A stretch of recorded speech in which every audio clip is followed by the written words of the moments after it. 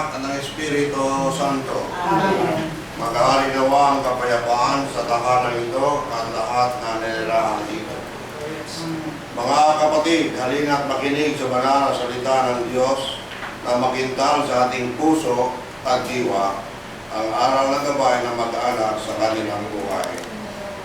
Sumainyo ang Panginoon. At sumainyo rin. Ang mabuting balita ng Panginoon ayon kay San Lucas. Pumasok si Jesus sa Jericho at naglakad sa kabayanan. Doon may isang mayamang puno ng mga publikano na ngadlag sa Kiyo.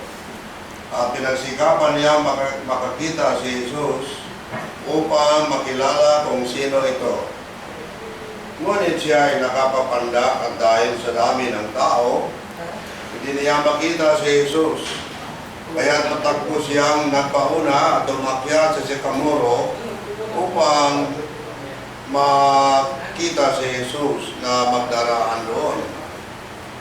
Pagdating ni Jesus sa taong iyon, siya ay tumingala at sinabi sa kanya, "Sakeo, bumaba ka kaagad, sapagkat kailangan kong tumuloy ngayon sa bahay mo." Nagmamadali siyang bumaba at tuwang-tuwang tinanggap si Jesus. Lahat na nakakita nito ay nagbulong-bulungan. Nagkikituloy siya sa isang makasalanan. Uwi kami lang. Tumayo si Sakeo at sinabi, "Panginoon, ibibigay ko po sa mga duting ngayon sa sambahayan ito. Libre rin ni Abraham ang tao ito, sapagkat pumarito ang anak ng tao upang hanapin at iligtas ang naligaw." Ang mabuting balita ng ating Panginoong Jesucristo. Kaya mga kapatid, ating nanyayahan ng Panginoon na maging kasama ninyo upang katulad ni Sakeo, siya ay tuwang-tuwa at naging mapagbigat.